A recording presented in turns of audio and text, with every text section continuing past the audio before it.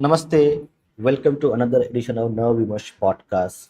So we are honored to have with us Mr. NITHIN SRIDHAR, who is a prolific writer and an Indic scholar. So you can see on my left side we have his book, a very new book. It's called Chatuh Shloki MANUSMRITI. It's an English commentary on the Manusmriti itself, and also a large portion of the book delves into the Dharmashâstras. That's why we have kept the podcast name itself, title, as Dharmashâstras as first principles and framework. So this book has a commentary, English commentary on 4 verses of Manusmriti. Maybe later he will write a few more books on Manusmriti itself. But this book contains his commentary, English commentary on the first 4 verses, and also a bit of discussion on the Dharmashastras, its principles, why it is required.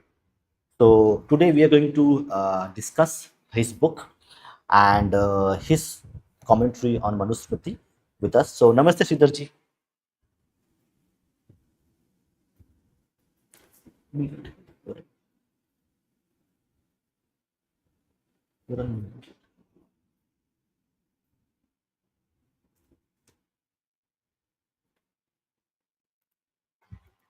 Yeah, am I audible Yeah, now? yes. Please go ahead. You are on. Yeah, please go Okay. ahead. Yeah, yeah.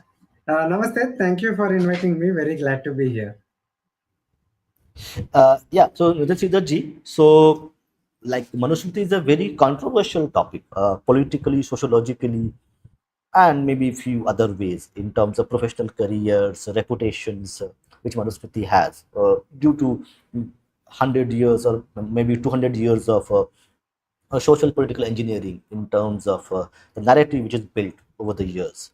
So, you being an Indic scholar, we have done some other very significant other works as well in the Indic sphere of scholarships. So, and you also working with Indica.org, which is at the forefront of Indic knowledge system or IKS promotion. So, why you decided to write this book in the first place? If you can just give an overview of your intentions of this book being written. Okay. Okay. Thank you for the question. I think it is important to put forward a kind of a big picture, I would say. Uh, Before I share a bit about my own journey that eventually led to this book, it is important to understand that today we all speak of Indian knowledge system, IKS, or properly Bharatiya Jnana Parampara, right? And it is very surprising to me. It is something beyond explainable to me that how can we speak of IKS Bharatiya Jnana Parampara when a particular, a very important limb of that IKS is ignored, sidelined, or tried to be whitewashed, or tried to be somehow or explained away or thrown away from the discussion. Uh, what saying is about the Smriti tradition, the Dharmashâstra tradition, because in the what is the landscape of IKS?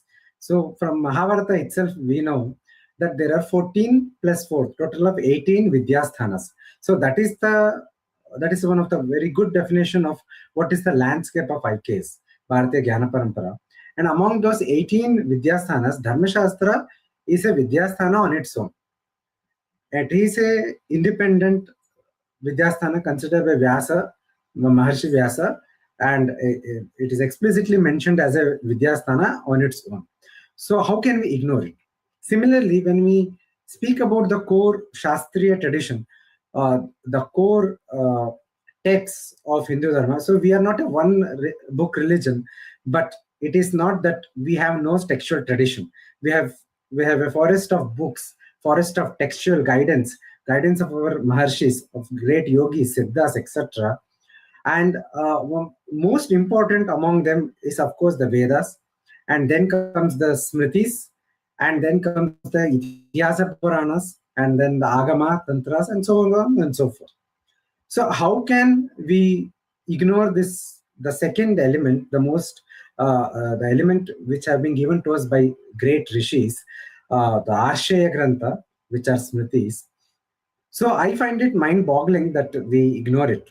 But even from a very transactional perspective, contemporary perspective also, today the reason we are trying to bring work to for IKS, trying to create IKS as a mainstream approach, is to create our own drishti, create our own narrative, our own worldview. So if we want to create our own worldview, if we want to create our own narrative on all issues, so when we say we want to create a grand narrative or our drishti, it is not on one issue or other issue, but we want to do that on all issues.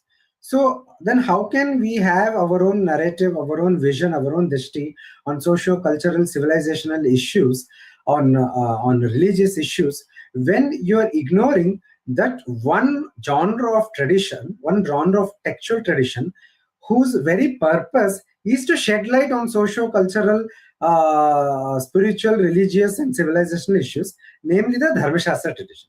Because Dharma has a direct bearing on all these things. So it is this this I find it very mind-boggling and very unfortunate also, because and it is unfortunate that a very important text of Dharmashâstra tradition such as MANUSMRITI has been completely politicized, completely made controversial, and any mention of the MANUSMRITI leads to a very extreme emotional outbursts, a burning of the text, etc., making it almost impossible for a philosophical engagement with the text, for a academic engagement with the text. So, through one of the purposes of writing this book was to counter this, in the sense that was to provide a gateway to engage with the text in a holistic way, in a more honest way, in a way which the text is supposed to be engaged with. So not with biases, not with political agendas, but as what the text expects us to engage it with. So the reason I came to this conclusion, and why I took up this text, it is in a sense, it is funny or interesting. You could say that 15 years ago, I myself was not aware that there is a text called Manusmriti. So or there are a lot of smritis and all. I may have been read about them a bit here and there, but it never took root in the mind. So as with most Hindus, we are all more familiar with Bhagavad Gita, Ramayana, etc. And a little bit, if you go deeper, you're today, thanks to all the Vedanta acharyas, you are more familiar with that there are Upanishads and other texts by great acharyas such as Shankaracharya, Ramanujacharya, etc. But when I was working on my book, Menstruation Across Cultures, historical perspective, which was written in the context of Shabarimala issue that happened. So this was back in 2015. One of the arguments in the mainstream was not just the fact that the narrative was that the temple practice, the temple exclusion of women of the fertile age, from menarche to menopause, women of that age are excluded from that one particular temple in Shabarimala. And the narrative was that not only that this exclusion was because the Hinduism or Hindu Dharma as a whole is anti-women. It looks down upon women. And in that context, a underlying discourse was made that it is because of menstruation that women are looked down upon. So I wanted to study purely out of curiosity, purely out of the feeling of Jnanarjana, seeking the truth, that what is really the truth. Is it really so that the Hindu tradition, the Hindu Dharma, our acharyas, our traditions, our practices, do they really look down upon women? Because in my everyday experiences of life around me, in my family and others, I have never experienced or noticed this, that women are looked down upon in a ritualistic or a religious sense. So I have never experienced this. So it was out of this seeking what is the truth. I began to find resources, primary resources to study on what is the Hindu view on menstruation. So my original articles that I wrote in India Facts were titled Hindu Views on Menstruation.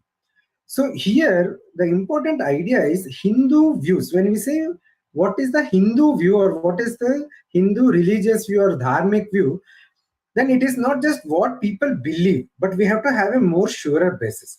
That surer basis is the Bharatiya Jnana Parampara, that is the Bharatiya Shastra Parampara, right? So then I was wondering, where is this subject matter discussed? And I realized that there are two branches or two Vidyasthanas which deal with this. One is the Ayurveda, the other is Dharmashâstra. So it is in the Dharma Sutra text, such as the Bodhyana Dharma Sutra, Gautama Dharma Sutra, in Smriti texts such as Manusmriti or many other Smritis, as well as in the certain, even in the Veda, we find in the core Veda Samhitas, we find references to Rajo Dharma, Rajaswala Dharma, and again in the Ayurvedic text. So it was then that I realized that, look, this is such a very important issue about what is technically in the tradition called as achara, that is our day-to-day conduct. So this day-to-day conduct is also a very important part of our social life, our cultural life, our religious life. And all these are actually discussed in a genre of text called as Smritis. So this was, and after this book on menstruation, I continued my research into many other slightly controversial issues, you could say, such as menstruation was also a controversial issue. Similarly, abortion and adultery and many other controversial issues. See, all these issues I have bearing today, here and now. Every other day, I'm sure the court hears some or the other cases related to divorce due to adultery, or the abortion is a big issue. Even recently, we had this discussion about age of marriage, whether we should divorce the age of marriage and age of consent for sexual intimacy. So we have all these discussions happening every day, and unfortunately, most of the narratives, the discourse, the viewpoints, the policymakers discussion, all this happen on the basis of the Western understanding of these issues. So we have no Indic drishti on them. And when I wanted to study to develop at least a kind of a draft on these from a Indian perspective, from a Hindu perspective, again, the only genre of text that is actually discussing this in great detail is Dharmashâstra. We have certain things mentioned in the Kamashastra also, but there the perspective is a bit different. So we have to take just like in this case of menstruation, Ayurveda and Dharmashastra have to be seen in a more comprehensive manner as it together, in a holistic manner. Similarly, on these issues also different shastras has been seen. But the most important aspect also, it is the Dharmashastra text that gave great insights or frameworks to understand these issues. So then I realized we are kind of a blind, leading the blind, both will fall in the ditch kind of thing, wherein we are completely ignoring our Shastra Parampara, our Jnana Parampara, because of the colonialism and subsequent politicization of and various issues. So I want to go into the political aspect of it because that is not my interest.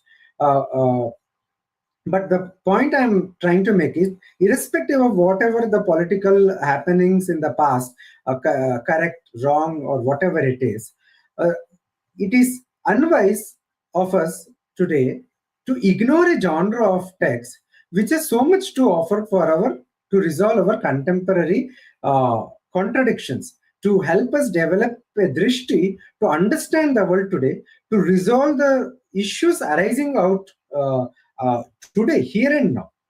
So with these in mind, then I began to study Manusmriti a little by little.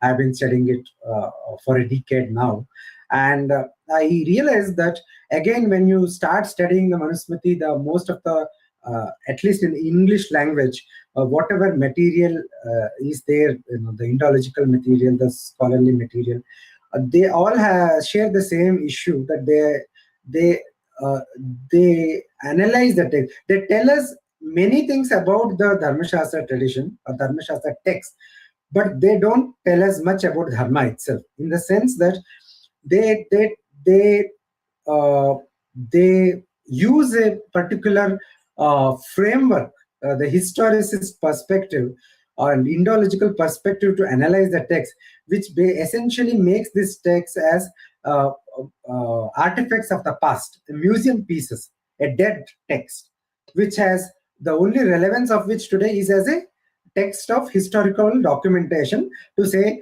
oh, this text was formed in 2nd century BCE or the 2nd century CE. During the Guptas added this and somebody added that. So society in the past was good and then it became bad. See, these are all Indological arguments. But we are learning nothing for us today that can be helpful to us today.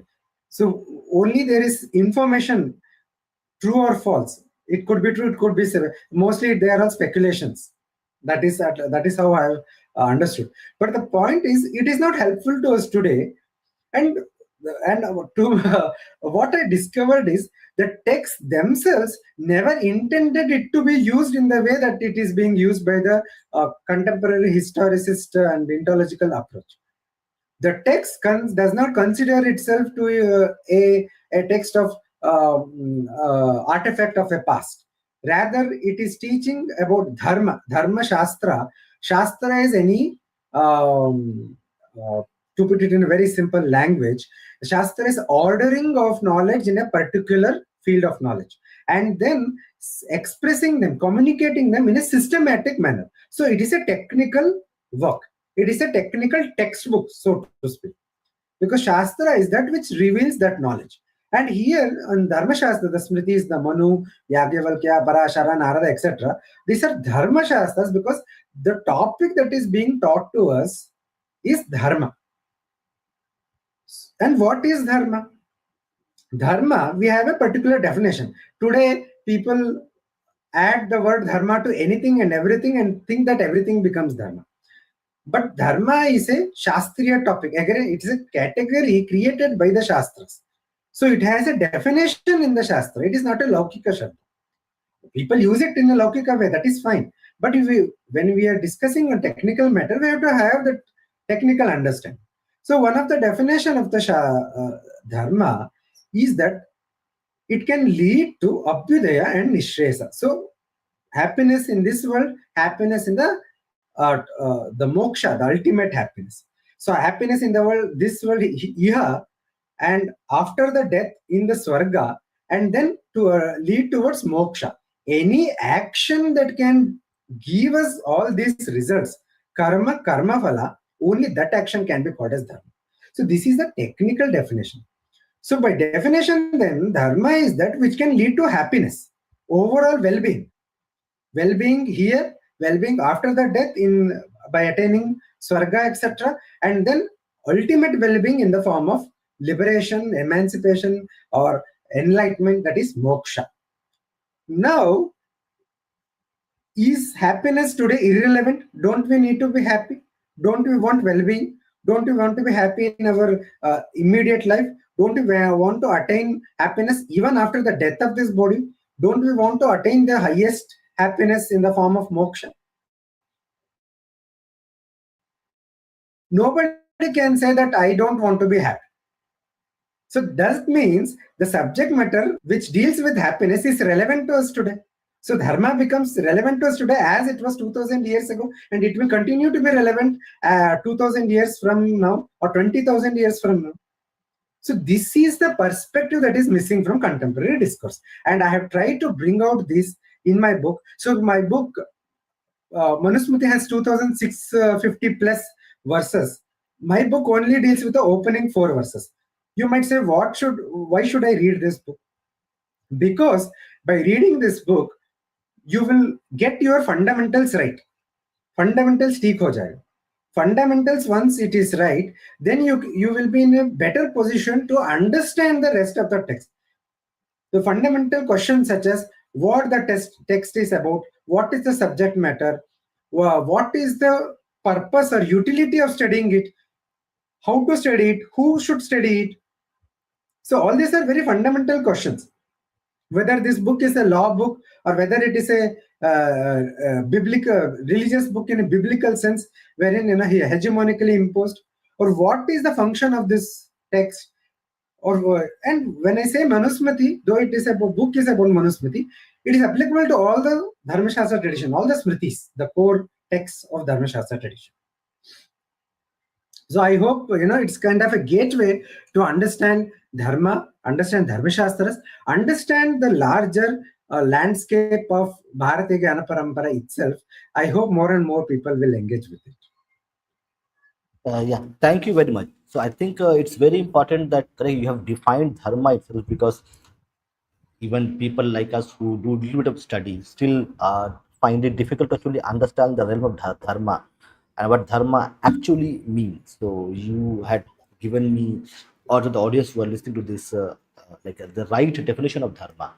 So before we go deeper into the concepts of this book itself, the first part of the book actually delves deeper into the Dharma Shastras. Okay, and the later part actually talks about and does the comment have the commentary on the 4 verses. So my question is that why you had discussed Dharma Shastras in detail before before the book goes on to talk about the Manusmriti itself. So why Dharma Shastras are very important to actually understand Manusmriti in the first place. Yes. So while it was a conscious choice that I took to uh, write this book in the form of a commentary. So commentary is a traditional method, the Bhashya, the Tika, etc. The format I have followed is very closer to the Bhashya, wherein each word of a verse, the shloka, has been explained. So while it was a conscious choice to do this as a commentary, because then, and it is only then, that the true import, the true understanding, the deeper layers and reflections on each part of the verse can be brought out. So it is, to count it is only 4 verses, made up of, say, each verse containing some 10 words, so 40 words, right? So it is, to translate it as a simple translation, it is very easy. It will take half a page, not even a full page. And many people who have read through the Manusmriti, they have just read through it. But those 4 verses, each word, each pada there has very deep meanings. So I wanted to bring out all of them, so as to help readers to understand what the text itself is telling about itself. So the Anubandha Chatusha, the fourfold relations about what is the subject matter of the text, what is the fruit of understanding, what is the final result. So all these things are dealt with there. So I wanted to bring it out in its own voice, in its own language, and shed light on the multiple dimensions and the beauty and the deep meaning embedded. But however, it is also important that uh, before we can understand the depth of the water, the beauty of the water, it is important to remove the non-essential things that float on the water. Sometimes some plastic is floating on the water, the garbage is floating on the water, and such things. You have to remove them first. So we have this 250 years of contemporary scholarship, the Indological scholarship, and the reformist scholarships, which have created so much narrative, so much discourses, so much doubts, so much different types of arguments, that all of them prevent us to access the text on its own basis. So this was one of the reasons why I wrote the introductory chapters. So those introductory chapters were written actually at different points of time, and some of them were also published independently also before the book came. But the reason to include them in the book was that so that people, it is the book is not just a reflection or musings on the four verses, but also to show that we are aware of the challenges in front of us. So the very common questions when it comes to Manusmriti is that people will say that it was composed during Shunga period or Gupta period, and before that Manusmriti was not there. So it is a very later text, so we should not, it has no relevance to us. So another, similarly, the another idea is that, as I mentioned, it is an artifact of the past, it is a musing piece, it has no relevance today. So I deal with these questions in the introductory chapters. So the first chapter deals with the question. Many also believe that Manusmriti has a lot of interpolations. Uh, Wendy Doniger at one place says that it is it's a patchwork, done from taking from many other places, floating verses, this and that, and somebody did a patchwork. So these are some of the things that are there among scholarly, among non-scholarly people. So the very first chapter in the introduction basically tries to understand the origination of the textual tradition and its transmission and its composition. So it is very important to understand that our approach to Shastra is not, in the West, it is all about, say, for example, in the philosophy, we have great philosophers in the West like Kant, like Descartes, and many others. So we speak of them and we speak of their works, like the work that they actually composed, wrote, etc., etc. But that approach cannot be taken to understand our Shastriya tradition, because our Shastra is not a text of the past. It is a Shastra tradition which is living here today with us. So what does that mean is that the Manusmriti today, that the text we have today, the manuscripts could only go back to maybe 400, 500 years, because the manuscripts keep getting eroded. So new copies are made. So copies of manuscripts may be few centuries old. And the way the Vendologists have dated the extant text goes to 2nd century BCE to 2nd century BCE, that may be true. But that truth is only about the extant text of that Manusmriti. It is not about the Manu Dharmashâstra tradition itself, the transmission itself, because we have evidence within the Manusmriti text as well as in Mahabharata and other texts such as Narada Smriti, that the original text of Manusmriti, the Manu Dharmashâstra, was composed by Swayambhava Manu, which is very, very old. Swayambhava Manu was the Manu of the first Manvantara. I won't get into the dating debate, because again it is all speculative.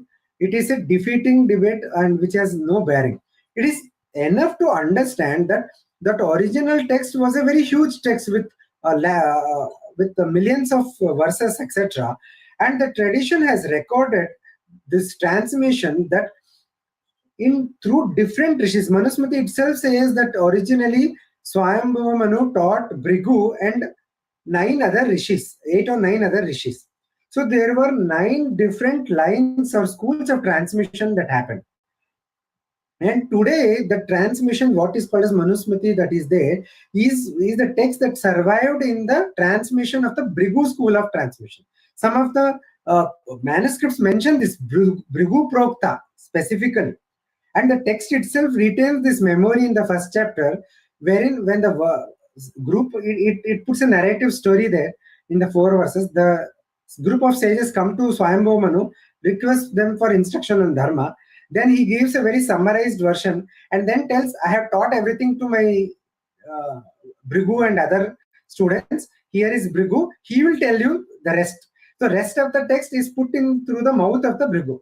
So this is a memory cultural memory, the textual transmission, memory of the transmission that has been retained in the extant text, that it is transmitted in the school of Bhrigu. So that means, that is why in the Vedic text also you find mantras saying whatever Manu says is like a medicine.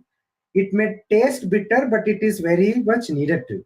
So what this means is that you cannot simply say that Manusmriti is 2nd century CE or say, written in Shunga period and full stop. No, this text, the extant text may be put in there, but it is based on the Shastra, the knowledge, the Shastra knowledge that has been carefully transmitted for many, many centuries.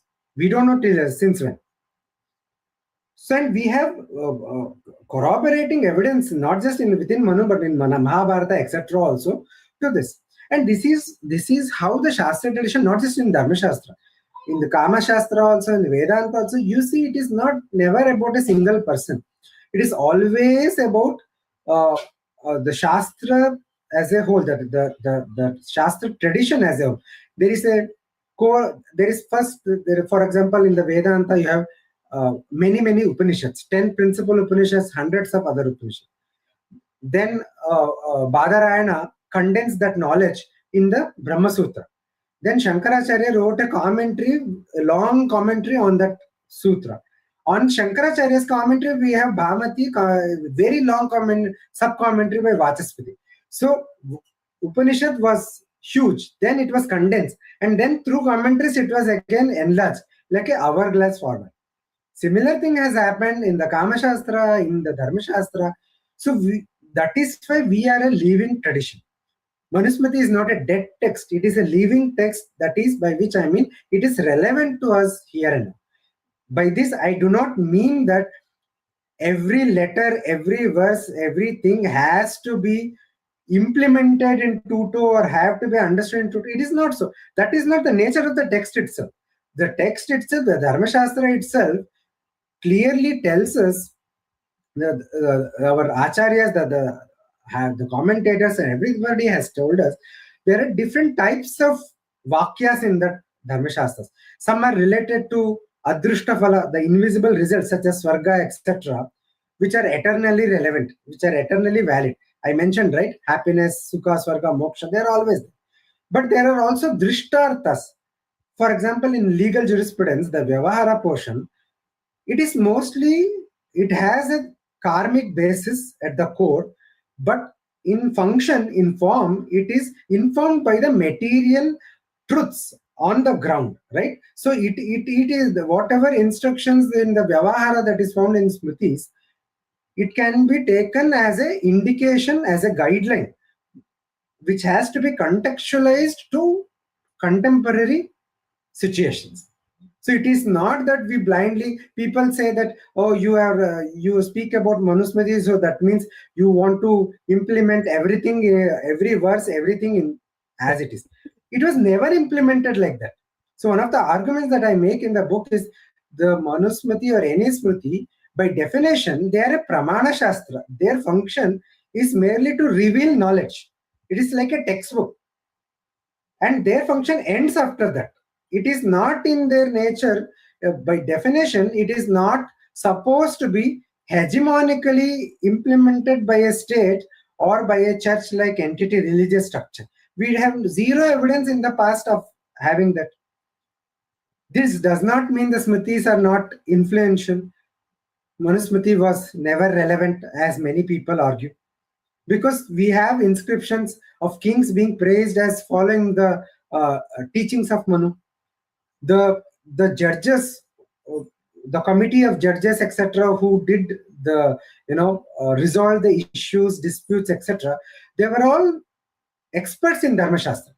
So it is not that they took one text and implemented as a constitution today. There was no notion of positive law, but there was two elements that dictated that how the law was implemented.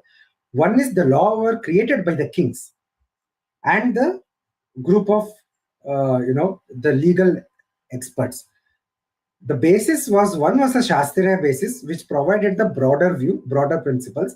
The second was the issues on the ground, the interrelationships between communities, the kind of disputes on the ground. So all of them, the Lokachara also played.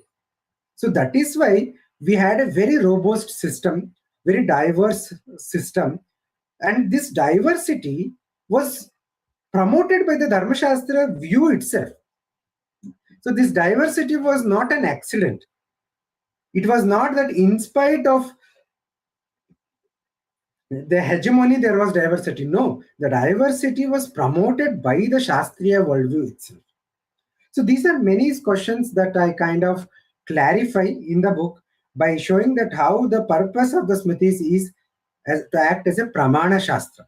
So tell us about karma phala relationship. So the text is not the only sense the text can be understood as binding is in the sense that the karma phala, the action and the fruit of action, has an eternal relationship between them. You perform a particular action, then you have to get the consequence of that action. So the world functions in that. So the text is only revealing that knowledge, revealing this connection, which we cannot know from any other source. Right? What if you perform a particular yajna, it can lead to Swarga. There is no other way of knowing them. You cannot see it with the eyes. You cannot simply logically bring it out. Only the Shabda Pramana is the Pramana for that. So it is revealing that knowledge to us.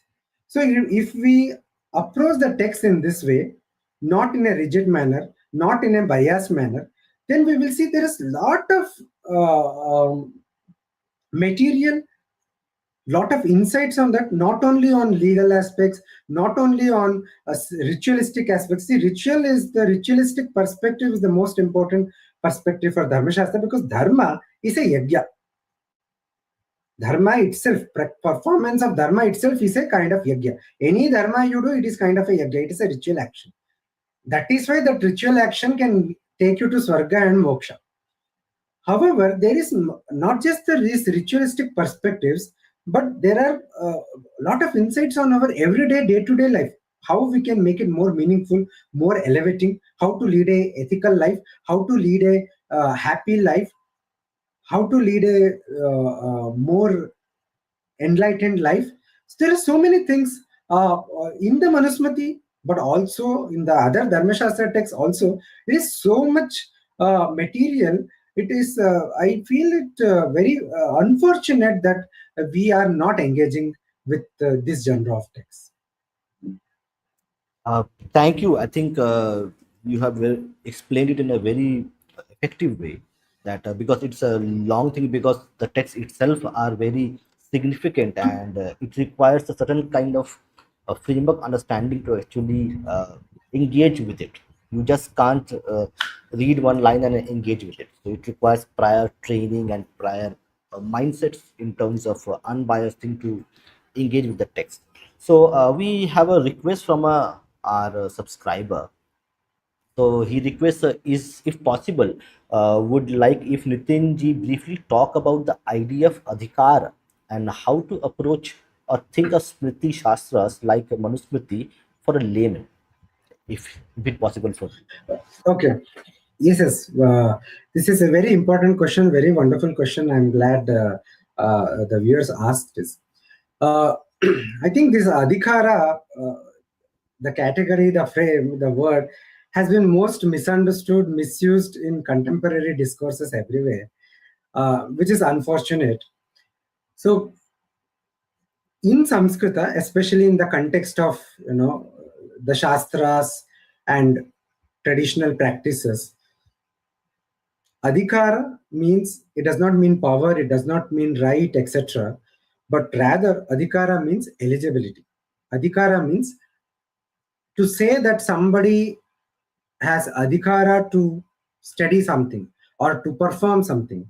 It simply means two things. One, that such a person is endowed with the criterias, endowed with the qualities, the competencies that are needed to do that study. For example, if you want to study medicine, you have to pass the MBBS exam. So this is a very simple Laukika example.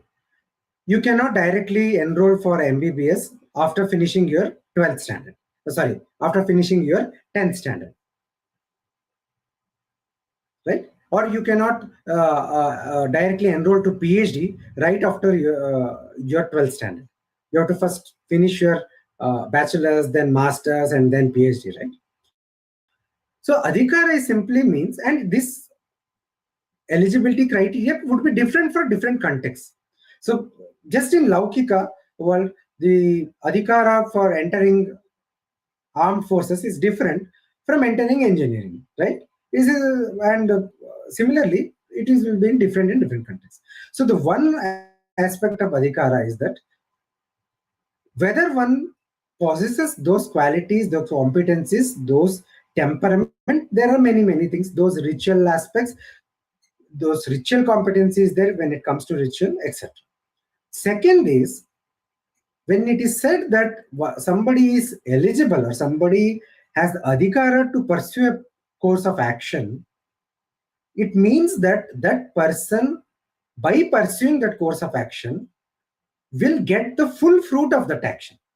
Is able to get the full fruit of action as long as he performs it properly. So when, for example, take for example the very controversial thing that about the Veda Adhikara, that only some people can study Veda, not study Veda, and such things, right? Here, the question is not about whether one can read the text of Veda. Well, now today we have rigveda.pdf in all languages. Anybody can read it. It is also not about discussing the content of the Vedas or whatever it is there in any secular forums or any other forums. Like we have so much discussions, all these Indologists, all these chronologists, they have geography of Veda, history of Veda, chronology of Veda, all do that. It is not speaking about any of them. But when the prohibition is about Veda Adhyayana, that is a particular format of study wherein you go to a guru, stay with the guru, Gurukula Vasa, and then there are certain tapas that you have to do in the Brahmacharya Avastha and then study in a particular way. And that study, there are certain requirements because that study is a ritual performance. That study itself is a ritual. That study itself is a dharma. Therefore, it requires, and that form of study also, it not only gives you knowledge, etc., but it also gives you punyam, karmic merit, because it's a dharmika yajna. It is a ritual act. So this Shastriya Adhyayana versus simple secular study is a difference again, which I have dealt in great detail in the book. Now coming to the text such as Smritis, etc., we have to understand why we need to study Smriti. It is for understanding what is our dharma. So there are many different texts to understand and many different ways to understand. So my book on Manusmriti is also one way to have some understanding on the issue. And there are no restriction on reading this book or discussing this book, right? But in a Shastriya Adhyayana format, there are certain Smritis wherein some restrictions are there on who can study it in a Shastriya format, go to a guru, stay with the guru, follow the tapas and all those things. But there are other texts which do not have such restrictions. And there are certain texts which say that only these people can do it. Because when they are speaking that, it is from a ritualistic purpose, from a ritualistic aspect. Similarly, we have this notion of adhikara when we perform rituals. So another very common is that omkara. Who can chant om, whom should not chant om when you are chanting mantra. So in the Vaidika Paddhatis, women should not chant om. There are certain tantra paddhatis where this is allowed. That is a very different matter because that is a different paddhati itself. But in the Vaidika paddhati, there is a prohibition on women chanting Vaidika mantras and adding om to before the mantras. But here again, people should not think in terms of rights and wrongs or equality, because this is not the action itself is not a secular activity. What is the purpose of an action? It is to attain that benefit, that result of that action, the fruit. So when it is said that this action should not be done by some people, it simply means that even if they do it, they will not get the result. The Shastra says that dharma, moksha, etc., all are them, all are for everybody. There is no exclusion as far as the highest goals are concerned. The phala is concerned. There is no text, no acharya who says that no, only this person can attain moksha, that person cannot attain moksha, or only this person can perform dharma, that person cannot. It is not that. The method of performance could be different based on our own temperaments, our own ritual competency, our own karmic baggage, where we stand in our long journey through many lives in this towards moksha. And we have Shankaracharya himself, Adi Shankaracharya Bhagavad in the Brahma Sutra Bhashya, and cites this. There is a discussion about if ashrama dharma, that is the brahmacharya, grihastha, etc., if it is so necessary to pursue moksha, because practicing ashrama dharma gives purification of the mind, which helps to pursue moksha. If this is so, that does it mean those who are outside of ashrama dharma cannot pursue moksha? That is the question. Badarayana and Shankaracharya both say that no, Shastra gives special methods for those who are outside of ashrama dharma to pursue moksha. And he quotes Manusmriti. Bhagavad Padacharya quotes Manusmriti there. So the point here is, we are a forest of Shastra tradition which has hundreds of methods to attain Abhyudaya Nishreyasa, attain overall well-being, material well-being, spiritual well-being. The reason we have so many methods is that no two-person is same. I may have inherited many traits from my parents, but I am not exactly same as my mother or father, or as exactly same as my wife or daughter, exactly same as my friends. No two-person is same. We all, when we come to this janma, we come alone. When we leave this body, we go alone. Only thing that is with us all the time is our dharma and adharma. The dharma that we committed, the punya will be there. The adharma we committed, the papa will also be there. So with this very deep perspective, the adhikara, the notion has come. So we don't, it is very wrong to approach adhikara in a negative sense. Adhikara simply means eligibility, whether one fulfills the criteria of eligibility. And why it is important? Because if one does not fulfill it, then that particular course of action will not give the result. It is as simple as that.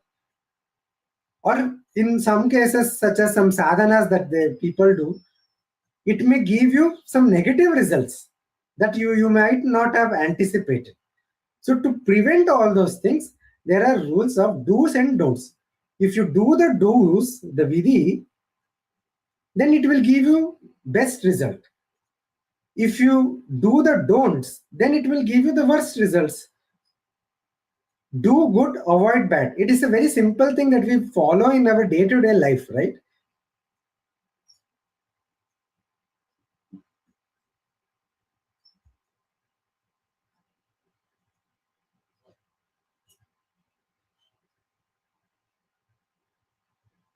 I'm not able to hear you. I think you're muted. Oh, sorry, I was muted. Yeah. Actually, I wanted to just give one more little bit of small example to actually like reinforce what Shridharji is mentioning and saying. Is that correct?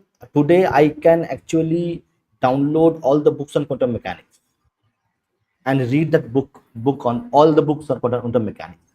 It doesn't make that I become a quantum physicist.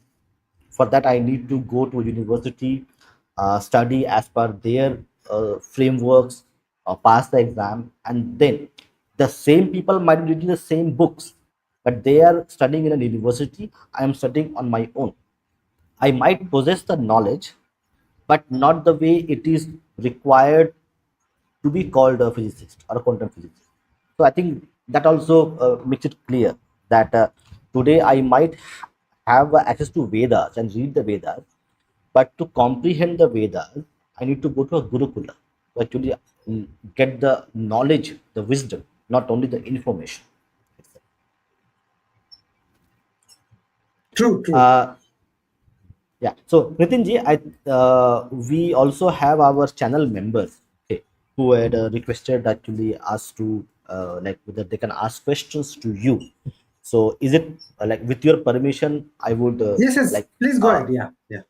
yeah. So the person will be actually joining us. They are the channel members, paid members. So we have Okay. with us Nocturnal Patriot. Namaste. Namaste. Uh, Namaste. Am I audible? Yes, you are audible. So Okay. if you have any questions, please go ahead and ask. Yes. So my question is, what exactly is the status of Puranas in our system currently? So, because people tend to attribute low importance to the Puranas, because since Puranas happen to be, like, according to many, each Purana happens to have a sectarian perspective to provide. So people tend to be very dismissive of Puranas nowadays, to the extent that they even negate its importance. So my question is, what would the importance be that they should be provided in this current because we know that the Mahabharata and the Ramayana are itihasas. They have their place in the system. Where do the Puranas come? Okay. Wonderful question. So again, I think a lot of bad publicity to Puranas have happened in the last 200 to 50 years by various organizations for various reasons. But without going into all those things, but essentially, Puranas are an extension of the Vaidika Sampradaya itself. So if I have to tabulate the uh, Dharma Pramanas, that is the sources, the textual sources, the Shastriya sources, which teach about Dharma and Moksha, we start with Veda itself, the Shruti itself, the Samhita, the Brahmana, the Aranyaka, and the Upanishads. So they teach essentially if we can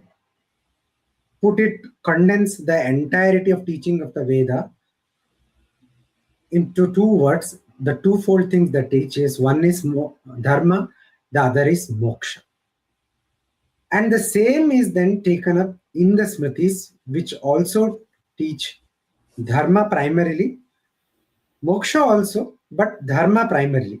So the Purva Bhaga of the Veda, which teaches dharma, is further elaborated in the Smriti Shastras, whereas the Uttara Bhaga, the Upanishads, which teach the moksha, as well as the Purva Bhaga, which teach dharma in the Shruti Smriti, they are then put together in a wholesome manner in both the Itihasas and the Puranas.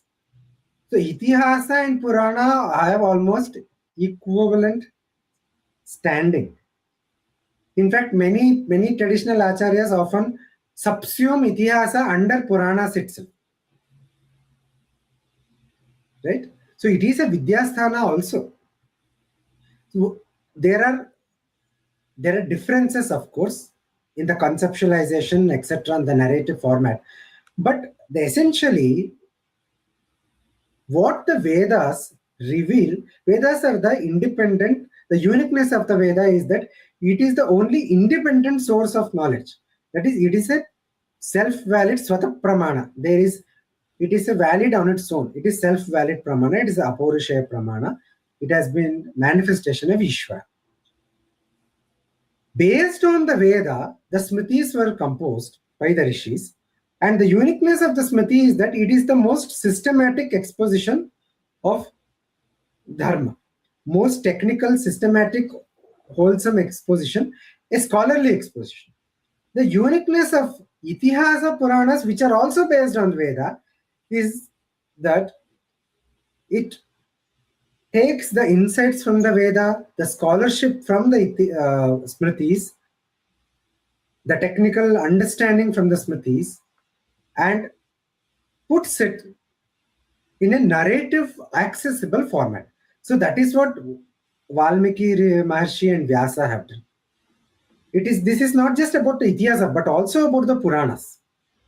That it has been formulated in a narrative sense, which is more easier for people to understand, people to relate through stories, through Adbhuta Rasa everywhere, to various rasas. See, the Puranas have the very great feature in that they also record the genealogies, they also record the sacred history that is happening in a different plane, such as about the Devatas, the Gandharvas, etc. There is no way for us to know all these things if it was not for the being mentioned in the Puranas. And then they teach Dharma and Moksha. So as far as teaching Dharma and Moksha is concerned, they are as important as the Itihasas or Smritis or Vedas, etc. And even more, the Puranas, especially because different Puranas are focused on different Devatas as the Supreme Bhagavan, the Upasana methods of that Devata have been given there. Various Vratas have been given there. Various mantras have been given there. Various stotras have been given there. Sahasranamas are given there. Where would we be if we don't have all these things? So, being a sectarian, as you say, that different, there are Shaiva Puranas, Vaishnava Puranas, etc., is not a deficiency. It is its strength. Because Brahman is saying, there is only what the Upanishads call as Brahman can also be known by various names as Shiva, Bhairava, Shakti, Durga, Kali, Ganesha, Vishnu, Narayana. See, it doesn't matter how different sampradayas, darshanas interpret it. So, Advaitins because being an Advaitin, being in the Shankaracharya Sampradaya, I have particular view, fine. Other may not agree with it fully. But everybody has to agree with this simple aspect that being sectarian is not a deficiency, it is its greatest strength, because it is able to cater to all of us, crores of Hindus that are today, because what is at the heart of Sanatana Dharma? It is Devata, it is Bhagavan, it is our gods. It is the Devata, it is the Dharma, it is the Desha. These are all at very core of Sanatana Dharma. So these Devatas, that kind of addresses my question. I also had one thing to add, and also there is the fact, I think, because as you said, came up, some Upapuranas and some Sthala Puranas even give us information about localities. So uniqueness of localities, that also comes up through our Puranas, if I'm not mistaken. You can maybe... Yes, definitely. And when I speak of Puranas, I mean all of them, both the 18 or 19 Mahapuranas and the 18 Upapuranas. So this Maha Upa, we should not be misled by that. It simply means which is, kind of major and which is kind of ancillary. It doesn't matter. See, there are two beautiful Upapuranas called Mudgala Purana and Ganesha Purana. But for the Ganapatyas, for those who worship Ganapati, for those, even all common of us, everybody nowadays does Ganapati worship. We go to Ganapati temple and all. So if we want to know who our Bhagavan Ganapati is, then we have to study that Puranas. How will you know who Ganapati is? So Puranas are those texts where Bhagavan has manifested his Leela, or the Puranas are those texts which have captured the Leela of Bhagavan. captured the Bhagavan himself. You can directly, when you read the Krishna Leela in Bhagavata Purana, you're directly accessing Bhagavan there. So let us not think of Puranas as being inferior. In some sense, Puranas are the greatest texts, you can say, because they give us direct hotline to our Bhagavan, our Devatas. Direct hotline. You just read Krishna Leela in Bhagavatam or Devi Leela in Devi Bhagavata or Ganesha Leela in Ganesha Purana, close your eyes and meditate upon that form, meditate upon that Leela, then you have a direct connection there. Do you think a dry reading of, say, any text, any other text can give this? It's not possible. So it is very important that all these Arsha Granthas, be it the Vedas, the Smritis, the Itihasa, the Puranas, they have been given to us by our rishis for a particular reason. They all have particular function, and it is almost criminal, as far as I am concerned, to pit one genre of text as being competing against another genre of text, or one being somehow more important than the other. See, importance, less importance, there are certain, when we interpret the text, there are certain hermeneutics principles that we use to arrive at a understanding. That is very different. But we cannot say that this genre of text is inferior. That is very, very wrong. Puranas are a very, very wonderful texts that give us direct access to our devatas. Sthala Purana So included. thank you. So thank you, Nocturnal Patriot. Thank you I so will much put you in the for answering my backstage. I'll put it in the backstage in case if you have more questions, you can come. We have one more member who has joined us, so I'll add him. So Rishi is with us. Namaste, Rishi. Namaste, Vimarsda. Namaste, Nithinji. Thank you so Namaste. much for coming to our channel. And especially for my case, I would say that you have been such a guiding principle in my life, especially in regards to dharma and many other questions. Have been reading your articles at indiafacts.org, and now even watching some of your discourses on Indic Academy as well. So thank you so much once again. Just wanted to convey you this. So Thank you for your words. This was, yes, Nithinji. So this was a question which I had. So recently I have been seeing some apologists, would-be apologists from Hindu side, always trying to say this, that, oh, Hinduism is so not book-based religion, unlike the other religions, so-called monotheistic religions. This disdain for Shastra, how should we, as laymen, try to convince at least ourselves, that Shastras are actually one of the most important bulwarks as far as Hinduism is concerned, and we should not be shying away from it. So how should we do that? Just wanted your guidance on it. Okay, very, very wonderful question. We are, as I said earlier, we are not a single book dharma, but rather a library of books, a forest of books.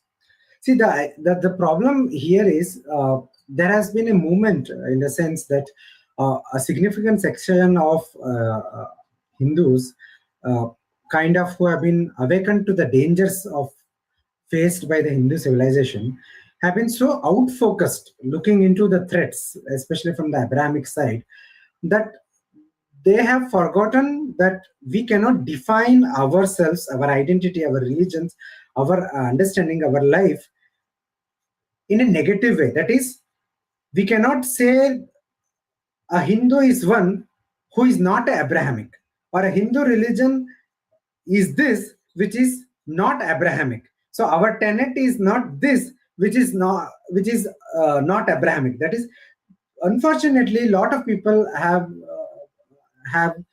this understanding that any idea that is there in Abrahamic religions, any idea which is even remotely appears to be similar to them, then we should drop that idea. We should consider that that idea does not belong to Hindus. So this is also one such, because the Abrahamics have this Bible and such things, so then we cannot have our Shastra as a pramana.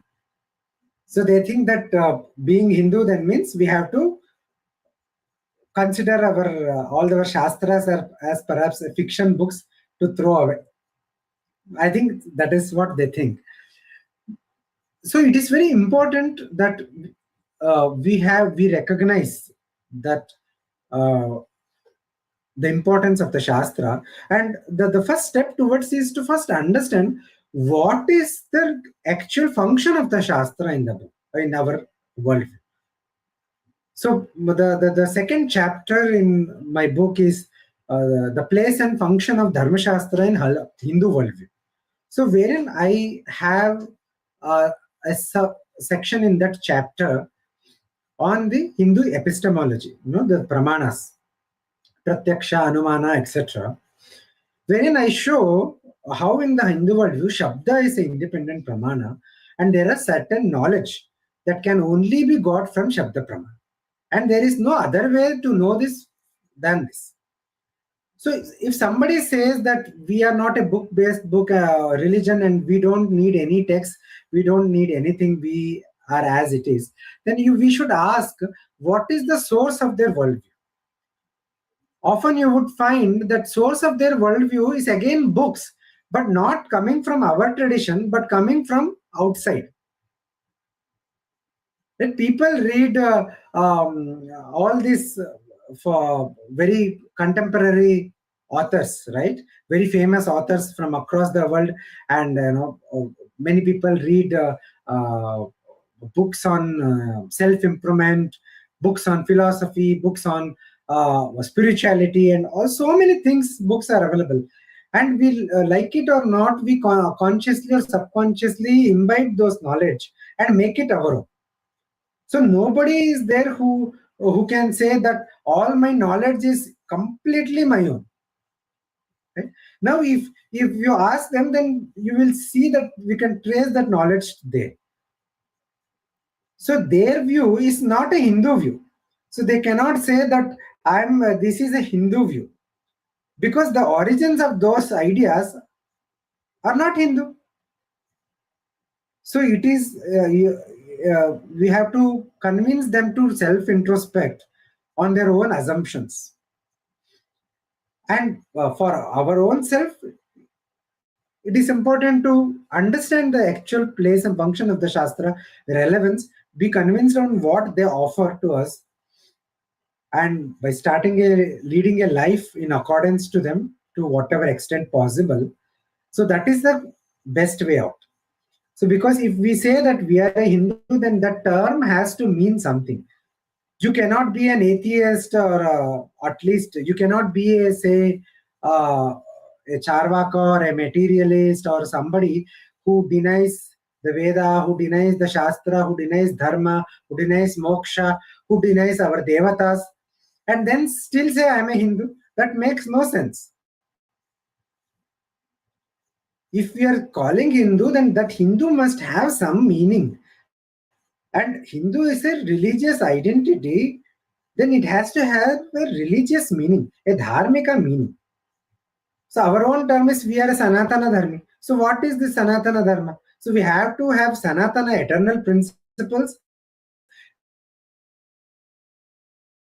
We have to subscribe to those principles, and we have to subscribe to the Dharma. So ethically, theologically, we should base ourselves in our Hindu worldview, in our Bharatiya Jnana Parampara, in our Shastriya Parampara.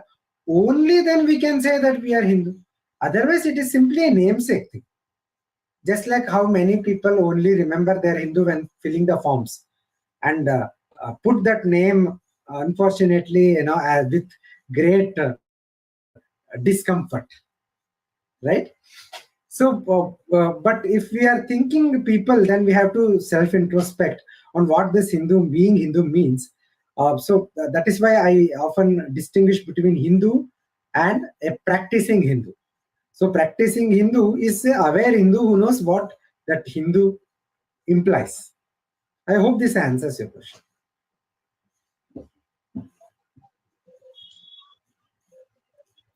Yes, Rishi. Absolutely, Nithinji. Yes, Nitin ji, yes. I might add one more category which is defined by great Mr. J. Sai Deepak as the Hindus in name only. So, in the third category that we need to add. Yes, yeah, in name only. So, So people who there have are also discomfort those being. who. Yeah, please go ahead. No, go ahead. Yeah.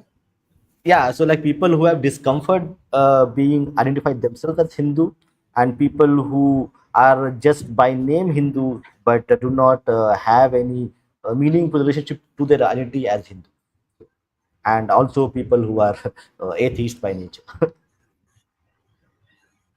So there can be multiple definitions. Atheist, Nastika, etc. Yes. Yeah, yeah, but even that is not doesn't translate into quite in a very meaningful way. The Nastika traditions and the atheist traditions are quite different in terms of the way we see from our framework. It's also a kind of misnomer. Yeah, Rishi, do you have Exactly. any more So you questions cannot. you want to ask? Yes, sir. Go ahead. Go ahead. Yeah, I had a question. Maybe Nithinji wanted to say something. No, please go ahead. Yeah. Thank you so much.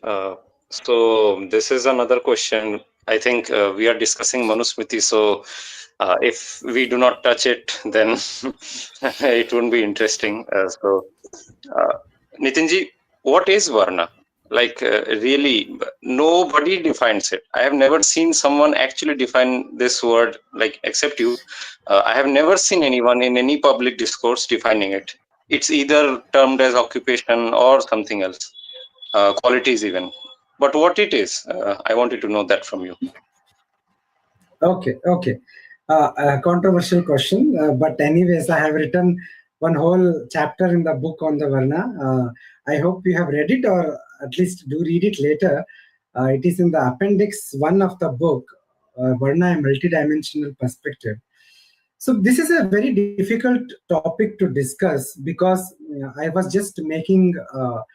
I just made a social media post before joining here, a few minutes before joining here, wherein I mentioned that Hindus in general have forgotten what leading a ritual-centered life is. So we have become a completely de-ritualized society at large. So we don't know what it is to lead a ritualistic life in a day-to-day sense, beyond all the big ceremonies such as marriages or big celebrations such as festivals, etc. So for such a society, it is very difficult to explain what Varna is. And uh,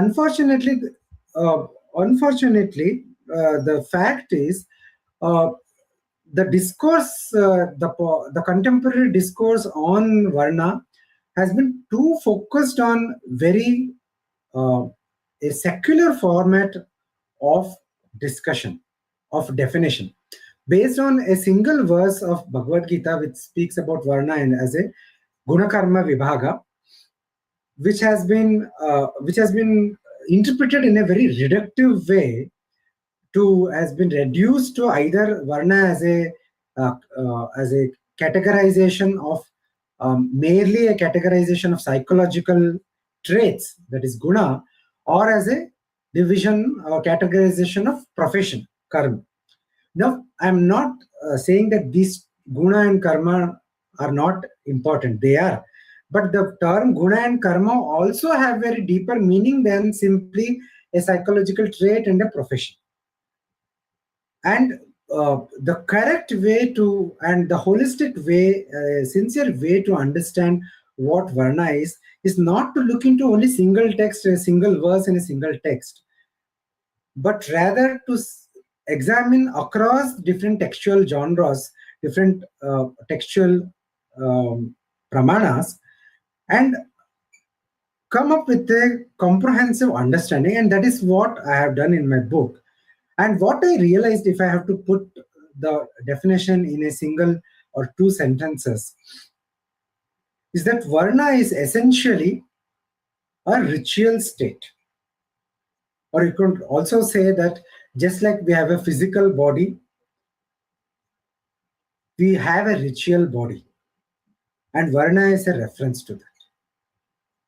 In the Vedas itself, not in the Smritis, etc., in the Vedas itself, it is mentioned, it elaborates on what Varna is, how Varna is reference to a particular different types of devatas who come to inhabit us. Based on the nature of the devata, different varnas are defined. So what it means is that varna refers to the presence or absence of particular essence of a particular devata, which in turn determines what kind of ritual lifestyle, ritual course of action is most suitable to a person, which can lead that person, which can make that essence manifest in one's life, first. Second, which will help that person to travel further in the journey, because that manifestation of that particular devata in a person indicates a certain position in one's spiritual journey. And when you do your karma according to that, then it will take you more closer to your moksha. So guna karma is like that. So here again, how the question is, how does one attain this ritual state? It is based on Chandogya Upanishad itself says that if you do your actions, proper actions in this life according to dharma, if you do your actions according to your own dharma, if you do rightful actions in this life, then you attain a particular birth in a particular yoni, particular varna in the next life. That is, you attain a particular varna devata, the varna essence, that devata essence, at the time of birth by inheriting it from your parents, which is determined, whether you do that or not, is determined by your Purva Janma karma. So here, again, I have to clarify here, I am not speaking about genetic inheritance in a very gross format, but I am speaking about ritualistic inheritance, which is also transmitted from the parents. This is what guna is. The sattva, rajas, tamas also play a role in this, because only when one has a particular kind of guna that one will be able to retain that ritual state in his life or her life. Because the same Manusmriti and other places also speak about how one could lose these gunas. How one could lose this varna devata, varna essence. So in Smritis often you encounter statements such as, if a Brahmana does not do his Sandhya Vandana thrice a day, or if he does not have Upanayana Samskara, etc., he loses his Varna, he becomes like a Shudra.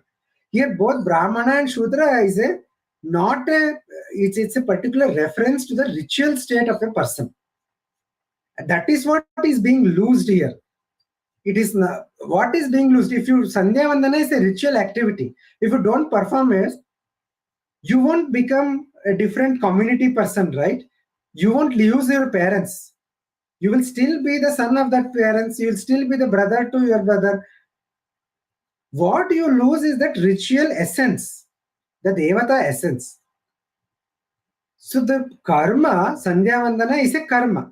And the karma is needed to retain, to make that essence manifest, strengthen that in the body. But everybody does not need it, right? Or the method of Sandhya Vandana could be different. So the idea is that it is to be understood is that essentially speaking, Varna is a ritual designation which speaks something about whether there is a Devata essence, Abhimani Devata in a person or not. Some have certain kind of Abhimani Devata, like Indradi, essence of the Indradi Devata in a Kshatriya, for example. Some do not have any Abhimani Devata.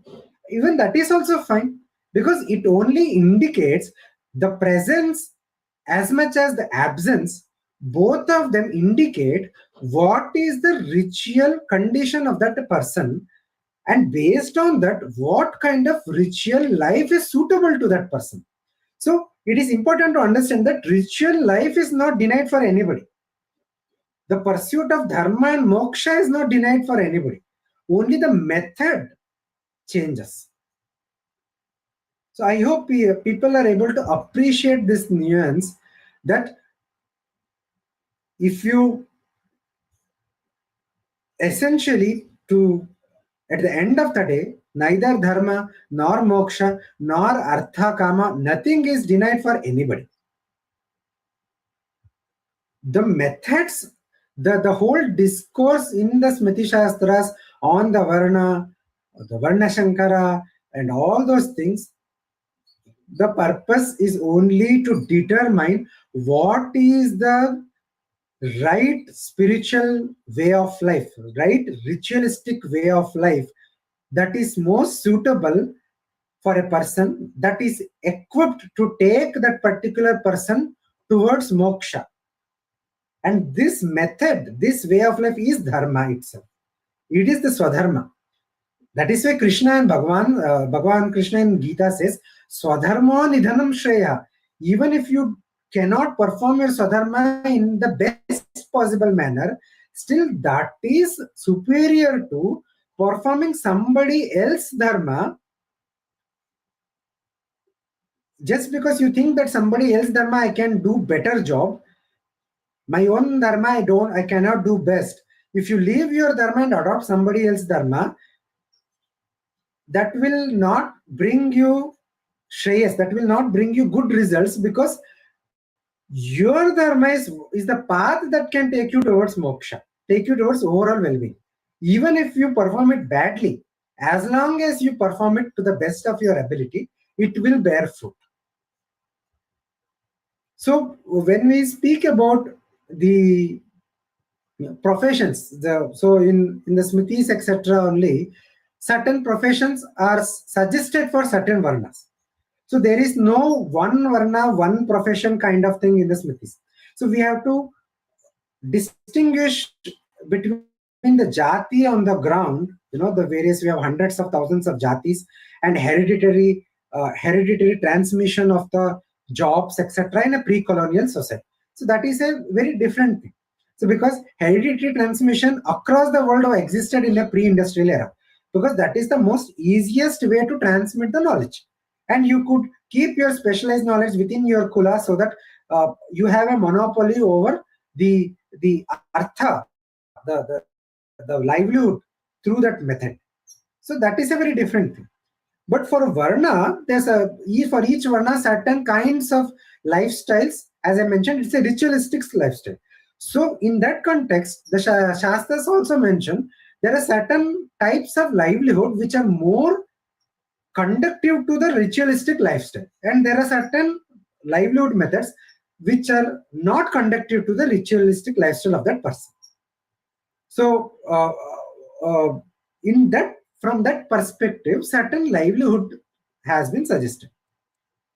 But this does not mean that the Shastra says that this person has to do this livelihood, otherwise he will be punished. There is no such idea in the Shastra. Instead, what Shastra said, if you cannot do this, if there is some emergency, or if there's living conditions is that you cannot attain your livelihood by this number one choice of livelihood which is most suitable for your ritualistic life, then there is option B, then there is option C, then there is option D. Sometimes it mentions this, sometimes it is understood. So the idea is simply that your profession, if it aligns with your ritualistic life, then it can enhance your ritualistic life. In fact, This idea was so deep that many of these, you see all these weavers and others, for example, farmers, weavers, etc. How do farming happen? The very first thing they do is puja, right? Every season they do puja before in the season when there is harvest. Similarly, everybody worships their equipments. There is Vishwakarma puja that happens. Why are these happening? Because it is sacralization of your professions. And this sacralization is the Dharmashâstra project, that it wants to sacralize the whole life, whole aspects of society. It wants to ritualize the whole society. So only when your profession is not one which induces trauma into you, or when there is rat race, and when there is fear every day that you may be laid off from your work, you cannot make sacralize such work. Today we are in this company, tomorrow you may be, today they say we are all same family, the CEO will come that we are all one family, and tomorrow they will remove you. There cannot be sacralization in such jobs. So one of the reasons why this hereditary transmission of jobs happened was also because that was able to help people to transform their karma into karma yoga. And the vision of the Dharmashâstra is also that even your profession has to be in alignment with your swadharma, with your ritualistic lifestyle that is most beneficial for you. Then the profession also will become karma yoga and will enhance your ritual life. If they are in opposition, then it will not add. There you will always have the dichotomy. Every day is a struggle to choose between dharma and arthakama. We see that in our everyday life today. You have to go to office at 6 in the morning, so you cannot do Sandhya Vandana, or you have to do it very fast in 5 minutes. So this is a very simple example where there is everyday basis, there is struggle, there is conflict. Or if you are into those sampradayas wherein the puja happens in the night, but you are in IT or somewhere where you have to stay back for 11 p.m. or 12 p.m. and you have deadlines from your client, then you cannot do those things. Your Nitya Puja disturbs. See, this is very simple example I'm giving.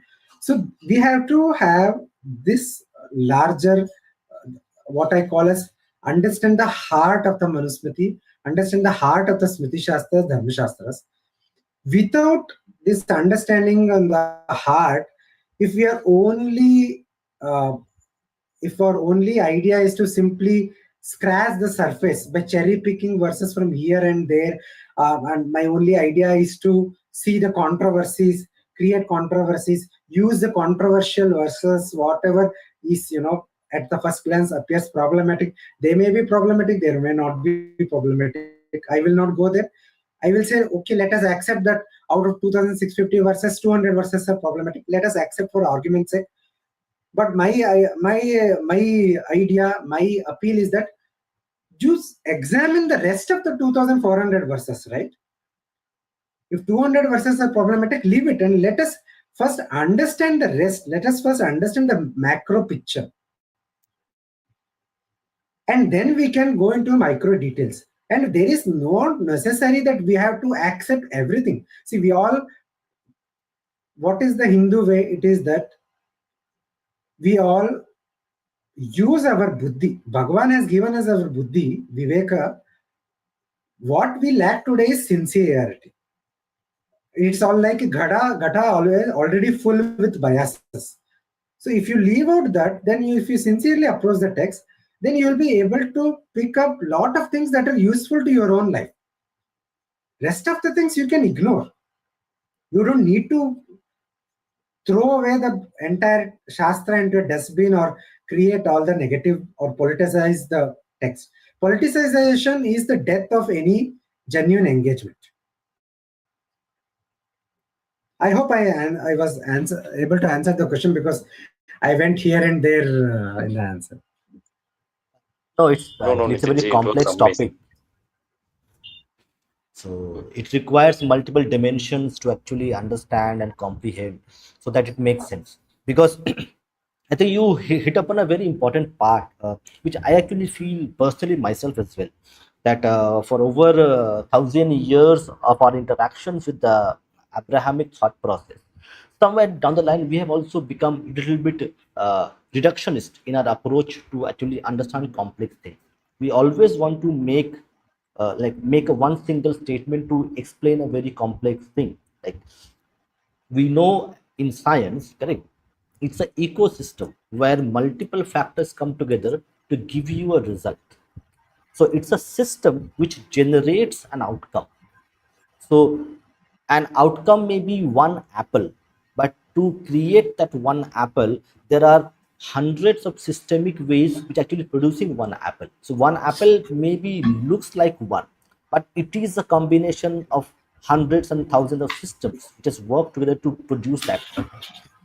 And that we have lost in our 1,000 years of our interactions with the Abrahamic in a way, as a society and as also individual in so many ways. Definitely, Yeah. definitely.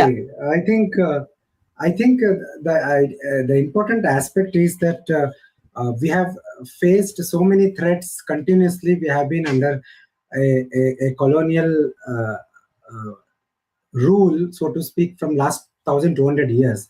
So, so, so our the kind of the whole thought process have been very much deeply influenced by that. Yes. Yes, so I have actually, I think we had so many questions that we had discussed when were having the stream, but I think we might have to do one more podcast to actually discuss those questions. Okay. And also, we also have request from our guests to actually bring Nidhin sir again, so that we can delve more into these questions which people might have, because it's a ocean that we are trying to like get one or two boon that way.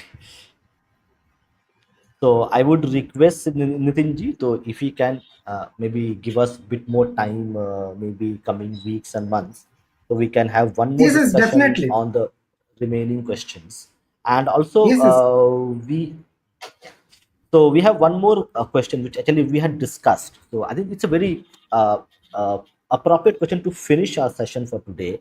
That is the essential element of Shraddha lacking in most critical Indological interpretations since 19th century? How can Shraddha be revived again? So it's very essential, correct? Because we have lost, we do not understand what the Shraddha mean, uh, metaphorically and also spiritually, and why Dharmashastras or any other dharmic texts require a Shraddha to actually engage with the text in a very creative way, or in a very formative way. Yes, definitely. I think since we are discussing the book, I'll read out from the book on this very section. Please, So please. I have argued in the book in the introductory chapter that there is a need for Shraddha in studying Dharmashastras. The very point that the questioner makes.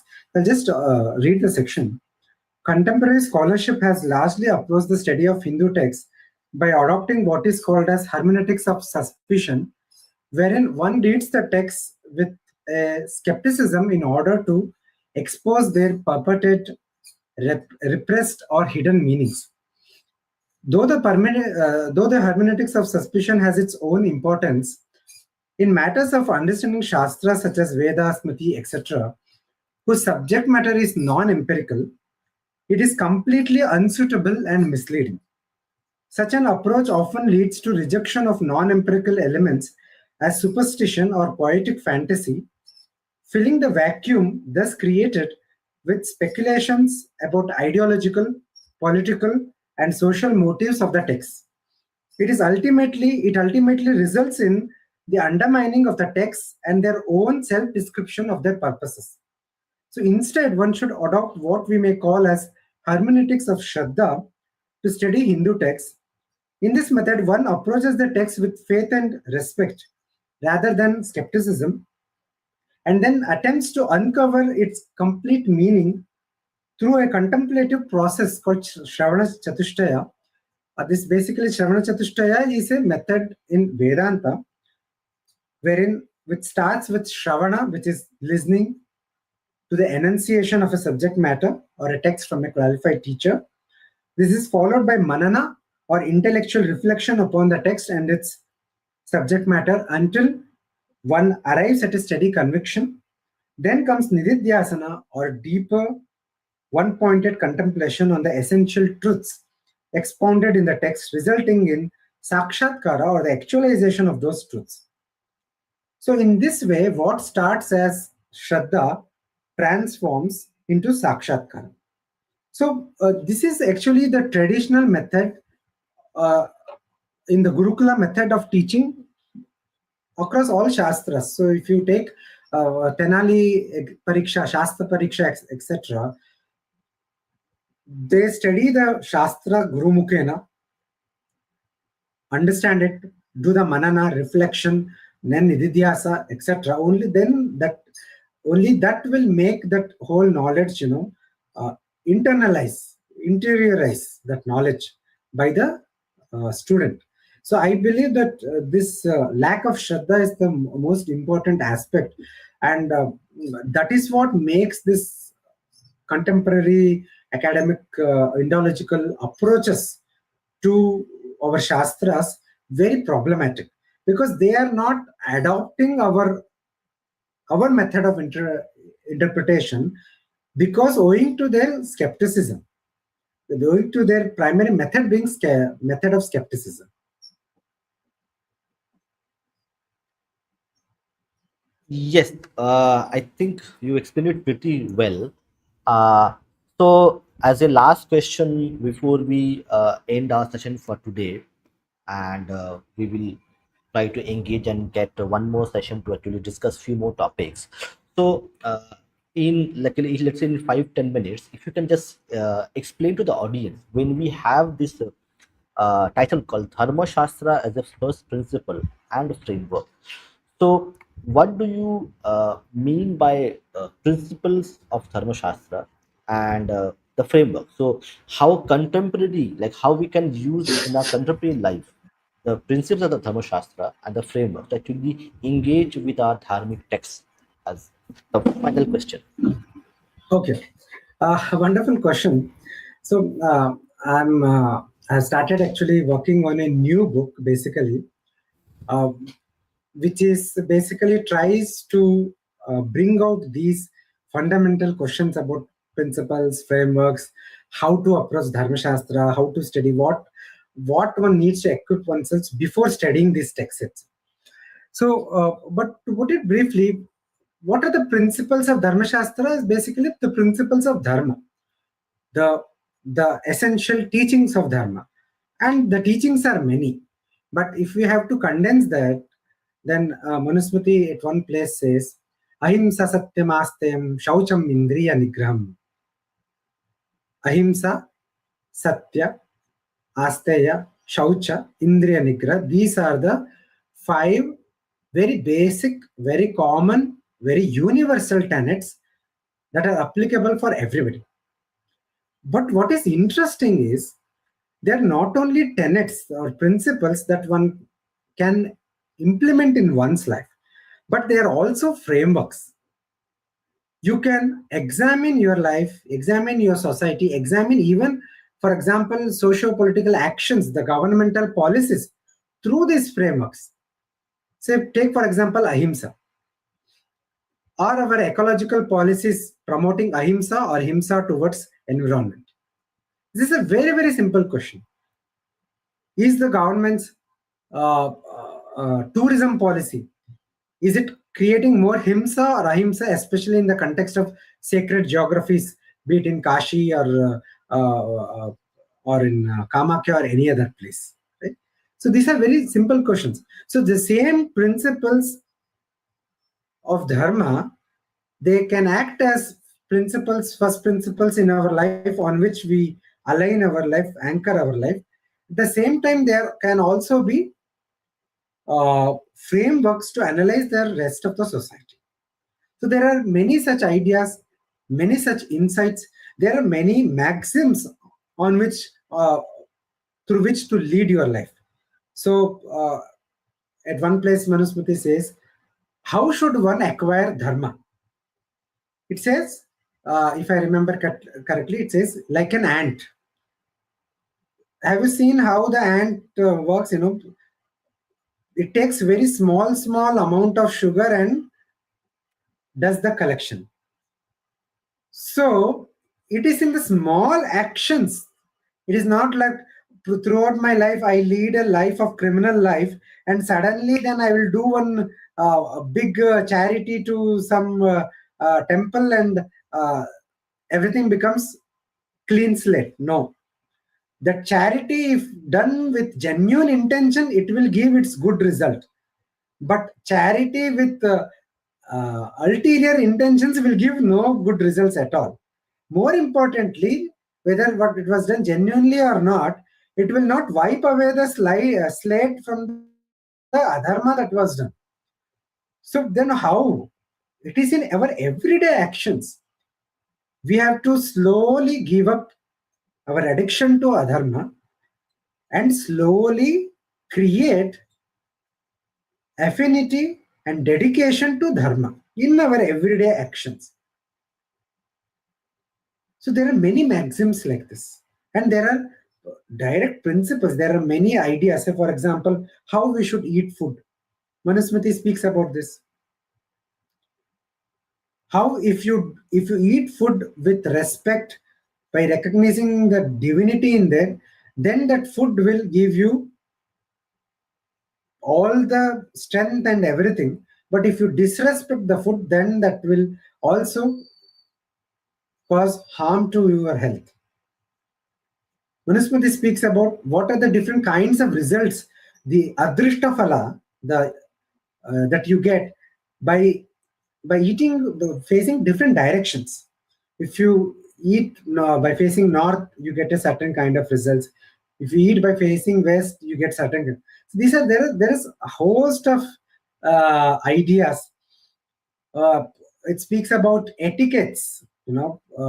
How we should live, how we should interact with others, how we should behave with our family members, how we should treat our father, mother, our teachers, what kind of relationship we should have with our brothers, how we should treat the female members of the family, maybe mother, it may be your wife, it may be your daughter. There are so many ideas there. So these are all principles, and you can develop framework through these principles. So what are the large macro frameworks, if you ask me, that the same Manusmriti gives us? The frameworks of the four varnas, the frameworks of the ashrama, the varna dharma, ashrama dharma, the varnashrama framework is there. The framework of samanya dharma versus vishesha dharma. It also speaks about trigunas, speaks about karma phala relationship. And there are many other, it speaks about Chaturyugas. These are all very important frameworks to understand life. This ahimsa satyam asteyam, I already mentioned, this is a framework. Each tenet can be a framework in itself. Okay, I hope Yes, I sir. answered the question. Yeah. Actually, you gave also very good examples which actually we can utilize in our lives, because correct, the pramanas that we have, correct, we have pratyaksha pramana, we have shabda pramana. So there are different kind of pramanas. So like you mentioned, correct. So if we are eating the food, then we first thank the food. I'm eating this, and be grateful for that, and then you consume that food. It is something which is going to give you a good result in terms of your health. But that is something which a Pratyaksha Pramana might not be visible right now. But that Praman might be coming after 30 years when you are older and you have so many diseases in your health. So, but if you tell somebody right now they will say, okay, it doesn't have any impact, correct, it is false. So that also is there, that how do we use our own frameworks and principles to actually ascertain things rather than just looking at, because the scientific way is only one correct pratyaksh praman. If you can see, feel, it is real or it doesn't exist. So this one linear way of thinking also has created a lot of dichotomy in us to actually question our own shastras, own itihas, own texts. So thank you, Nitin. So last words to you before we end our podcast for today. And in the meantime, I will also share the details of the book on the podcast in the comment section, and we will meet again sometime later. Okay. So last words is, I appeal all the viewers to buy the book, read the book, reflect upon it, share it with your friends and family. The reason is, it is not just because I have written the book that you have to purchase it. Of course, that is there. Every author is happy when the books are sold. But more importantly, the book has been written to give a fresh perspective on how to understand the Smriti tradition, how to understand the Dharmashastras. Today, everybody speaks about dharma, this, dharma, that. Every organization, every individual, every ideological movement, everybody, for everything, we want to put dharma either in the beginning or in the afterwards. But we don't know what dharma means. So this book could be your journey into dharma, an authentic journey, an honest journey, and a journey which will last a lifetime if you are truly honest and if you persist in it. But even if you don't have such long goals, then even then this book will serve as the short primer to understand what dharma is and how, what is the role of the Dharmashastra tradition, what is its use, what is its utility, so that you can make sense of it in the discourse, in the noise that is there and every day. So you can be confident in your own identity as a Hindu, as a Sanatana Dharmi, and have correct understanding of what is the function, what is the role, what is the importance of the Dharma Shastra, of the Smriti Shastras, and how they help one. So do read the book, do share your comments on Amazon, on social media, and you can tag me. If you have any questions, you can always write to me on my email ID, or I'm available on X, Facebook, and LinkedIn also. You can just type my name, you'll get it. So I'll be happy to respond. Thank you again for this opportunity to speak here, and I'll be happy to do another 1 or 2 sessions. I'll be very happy to do that. Thank you very much. Shri Guru Bhyo. Thank you very much, Nitinji. We really appreciate you being with us. So, and we will certainly having our next sessions. We have too many questions we need to go through. So, Jai Shri Ram, Vande Mat. Jai Shri Ram.